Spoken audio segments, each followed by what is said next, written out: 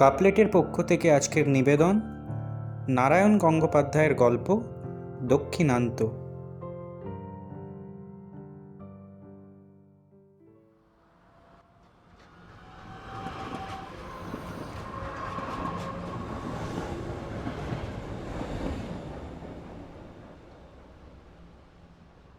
গাড়ির ভেতরে অন্ধকার দুলছে, একটা বিরাট কালো পেন্ডুলাম যেন। সকালবেলা মোগল সরাইয়ের আগে স্টপেজ নেই আর। চাকায় চাকায় বেড়ে চলা স্পিডের অস্থিরতা। কত মাইল জোরে ছুটতে পারে এই ক্যানাডিয়ান ইঞ্জিনগুলো? 50, 60, 70। গাড়ি, অন্ধকার, সময় একসঙ্গে ছুটে চলেছে। মোগল সরাইয়ে পৌঁছাবার আগে অনেকগুলো নক্ষত্র ছড়ে যাবে, আর অনেক মাইল, আর এলোমেলো সহস্র স্বপ্নের ভিড় ফেলে চেতনার সীমান্তে এসে চোখ মেলে তাকাবে উর্মিলা। কিন্তু তার আগে সাপের জিভের মতো ধারালো টর্চের আলো এসে পড়ল উর্মিলার চোখে। উর্মিলা জাগলো না।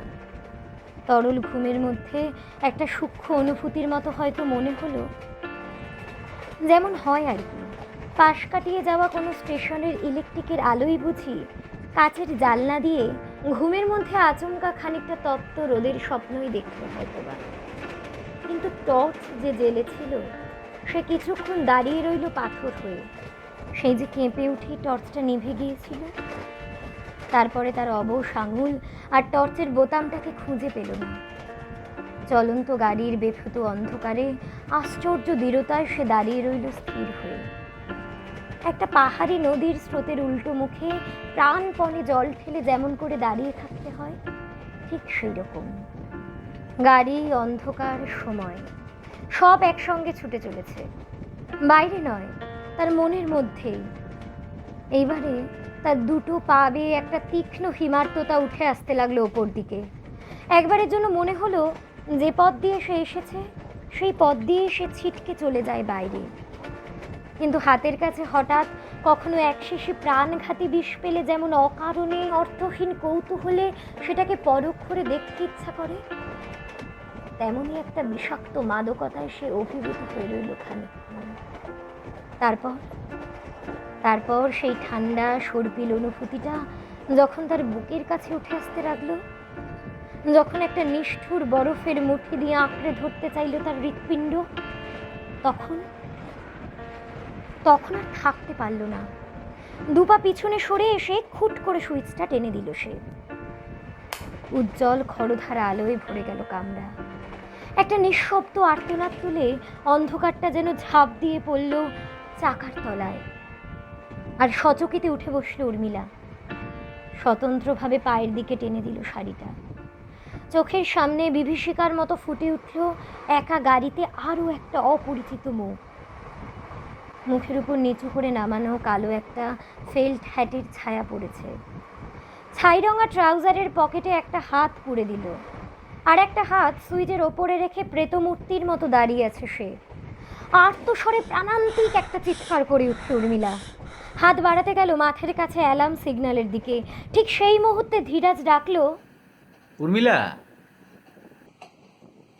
চমকে উঠে নিঃসার হাতখানা খসে পড়ল উর্মিলার পাশে।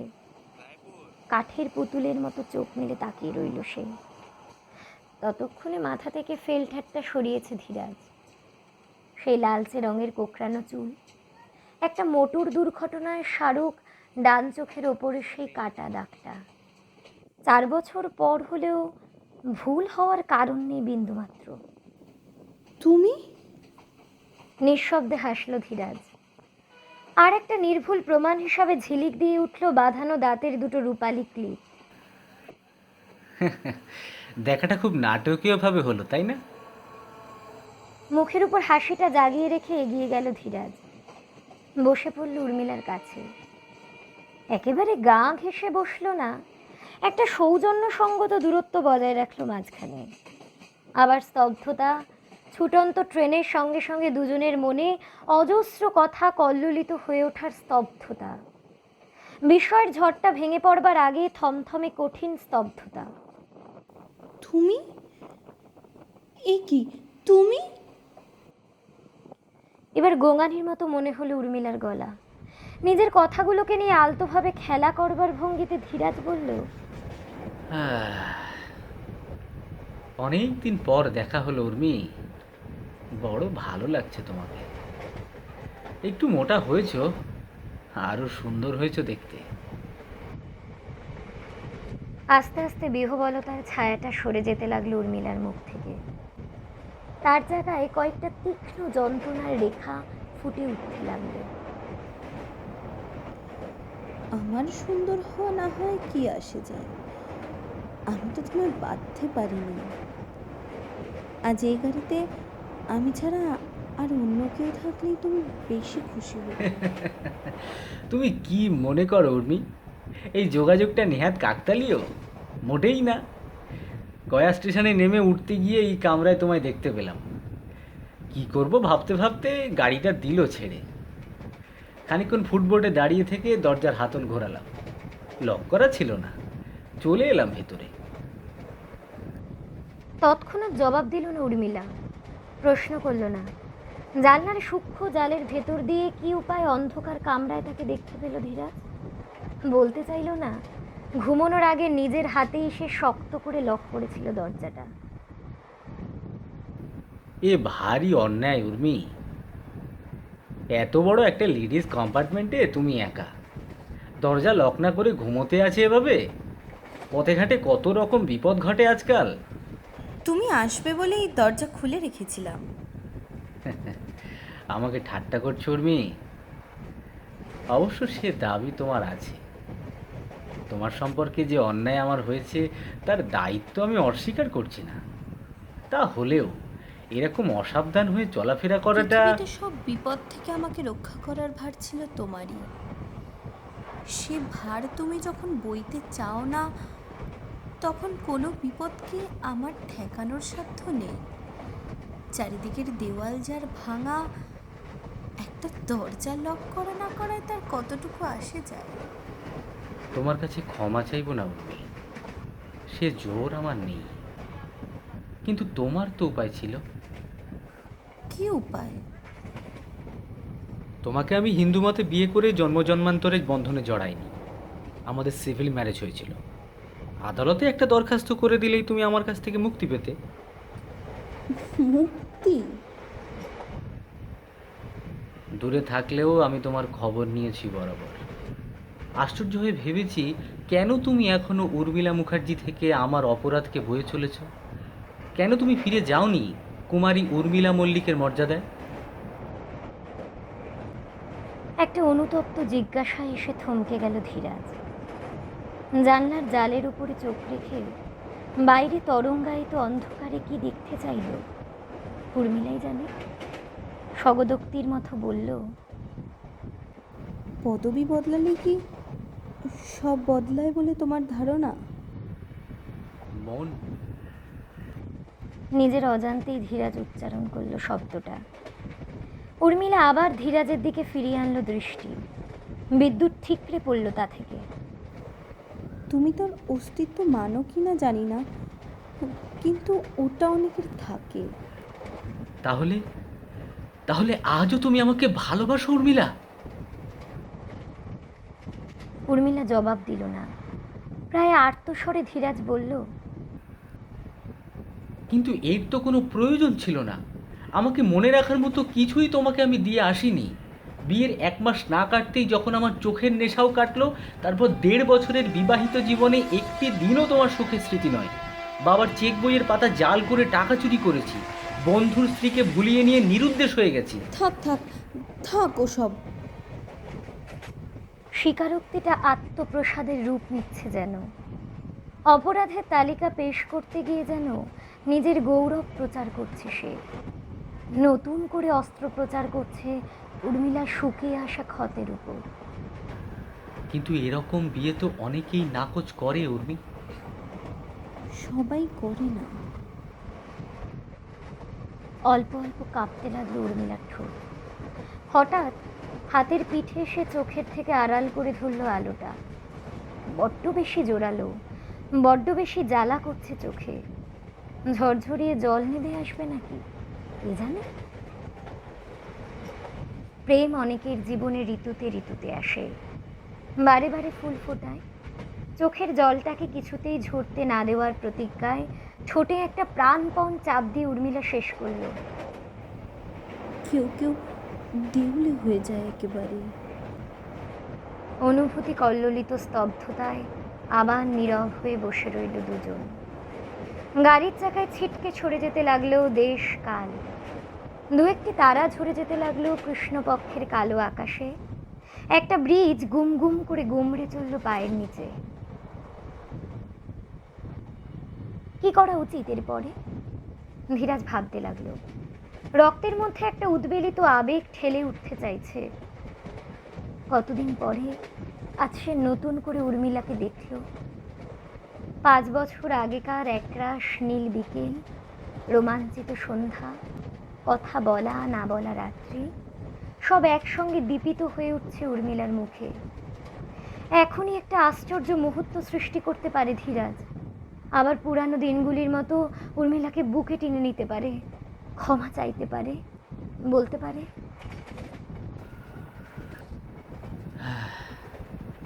সব শোধবোধ হয়ে গেছে। এসো, আবার শুরু করা যাক নতুন পালা। ক্লান্ত, আমিও ক্লান্ত। অনেক অন্ধকার পার হয়েছি, হাতড়ে ফিরেছি অনেক চোরাগলির আনাচে কানাচে। দেখেছি দাঁড়ানোর জায়গা কোথাও নেই আশ্বাসের একান্ত আশ্রয়। আজ আবার তুমি নতুন করে আমার হাত ধরো উর্মিলা, মুক্ত করো আমাকে, আমাকে উত্তীর্ণ করো। কিন্তু সে সাহস কোথায় ধীরাজের? 3 বছরের বিচ্ছেদ যে প্রেমকে জাগিয়ে রেখেছে, একটা মুহূর্তের ছোঁয়া তাকে ঘৃণার মধ্যে রূপান্তরিত করে দেবে হয়তো। না, সাহস নেই ধীরাজের। আকস্মিকভাবে প্রসঙ্গ বদলে ফেলল উর্মিলা, যেন মুক্তি পেতে চাইলে অসহ্য স্নায়বিক পীড়ন থেকে। চা খাবে একটু?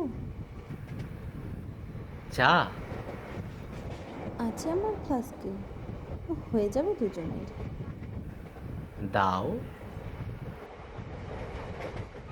অন্য প্রসঙ্গে সরে যেতে পেরে ধীরাজও যেন স্বস্তির নিঃশ্বাস ফেলল। ভালো হলো, এই ভালো হলো। পুরানো দিনগুলো জীর্ণ হয়ে যাক কবরের ভেতরে, তার উপরে মাথা তুলুক এলোমেলো আগাছার শাড়ি। কোনো একদিন পরিচয় ছিল, আজ দেখা হয়ে গেল আকস্মিকভাবে। যেটুকু ধীরাজের পক্ষ থেকে বলার একটা নৈতিক কর্তব্য ছিল, তা বলা হয়ে গেছে। উত্তরে যা বলার ছিল তাও বলেছে উর্মিলা। এরপরে চা খাওয়া যাক সহজভাবে। সকালবেলায় যখন মোগল সরাইতে ট্রেন পৌঁছাবে, তখন বিদায় সম্ভাষণ জানানো যাবে সৌজন্যসঙ্গত স্মিত হাসিতে।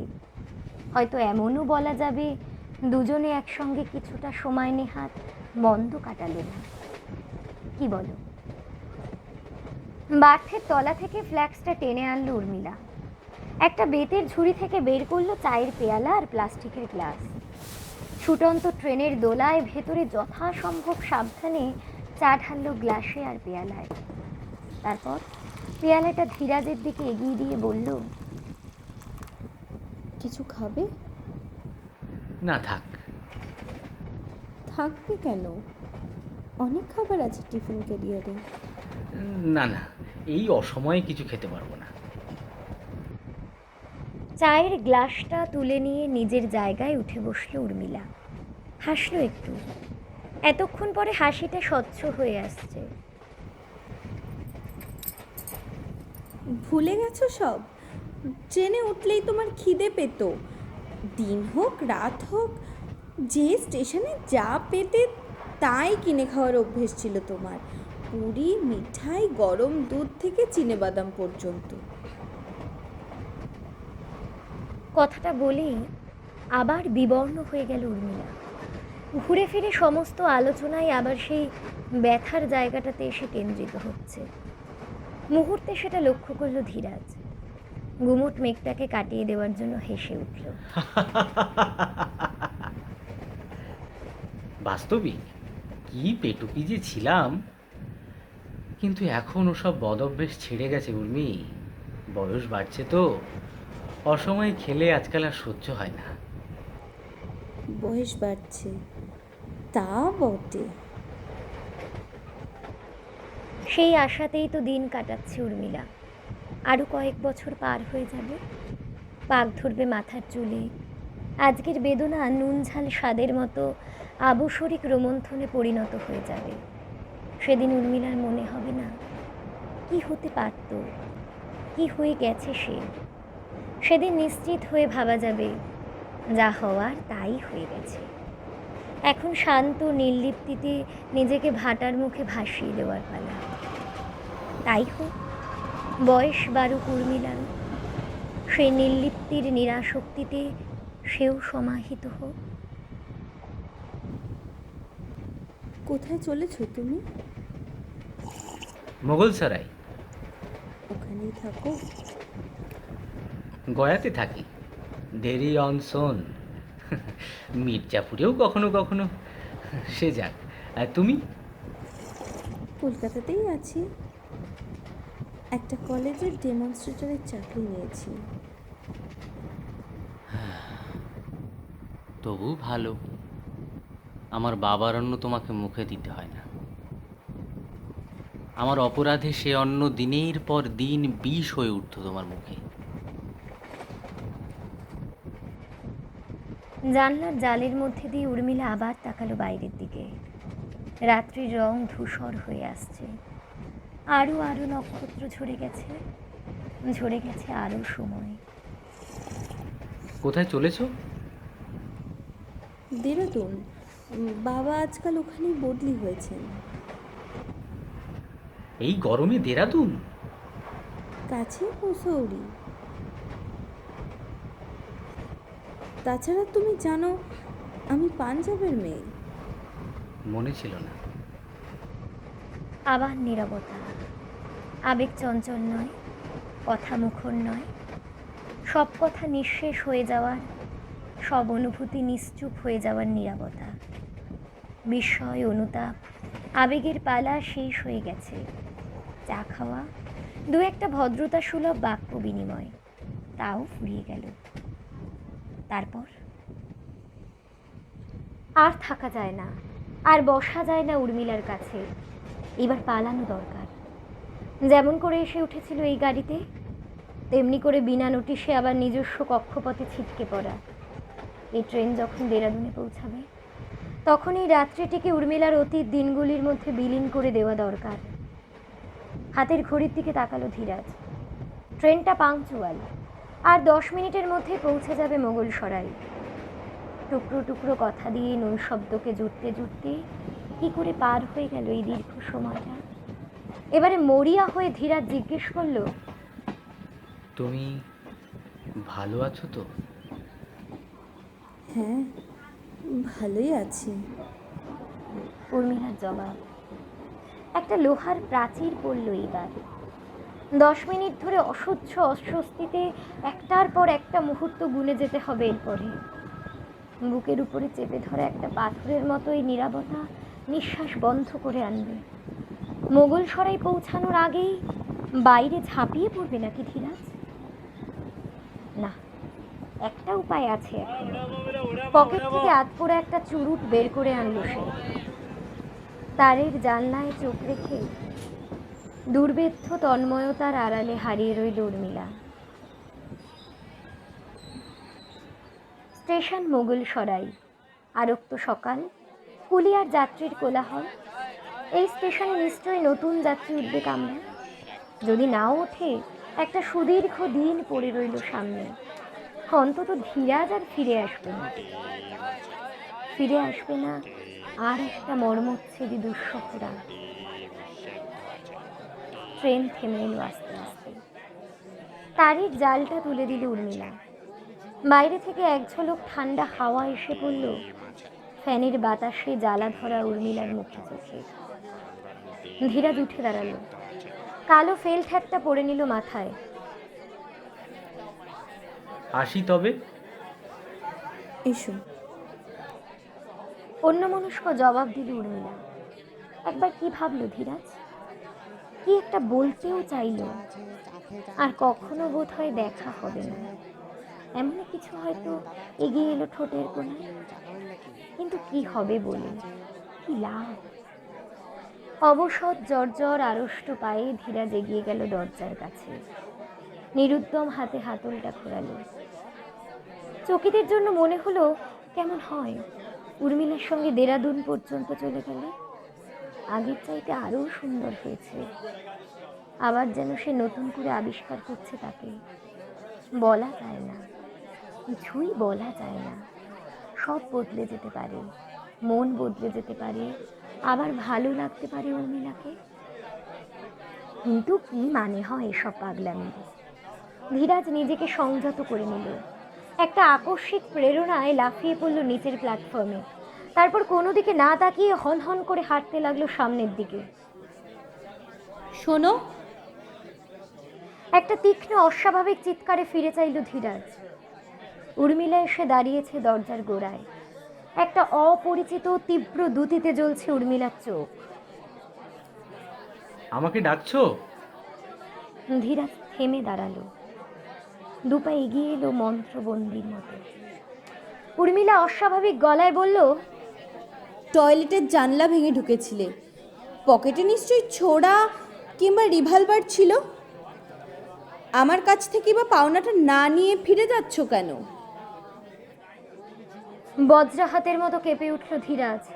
একটা অব্যক্ত শব্দও করলো হয়তো, কিন্তু সঙ্গে সঙ্গেই উর্মিলার গলার হাত ধরা এসে পড়ল তার পায়ের কাছে। ধীরাজ ছুটে পালানোর আগেই তার দিকে ছুটে এলো আরো একজোড়া ভারী কঙ্কন। একটা গিয়ে লাগলো ডান চোখের কাটা দাগটার উপরে। যন্ত্রণায় আর্তনাদ করে উঠল ধীরাজ। খানিকটা গরম রক্ত উছলে পড়ল চোখে। দরজার পাশ থেকে তখন সরে গেছে উর্মিলা, এসে লুটিয়ে পড়ছে বার্থের উপরে। এইবারে প্রাণ ভরে কাঁদতে পারবে উর্মিলা এতক্ষণ পরে।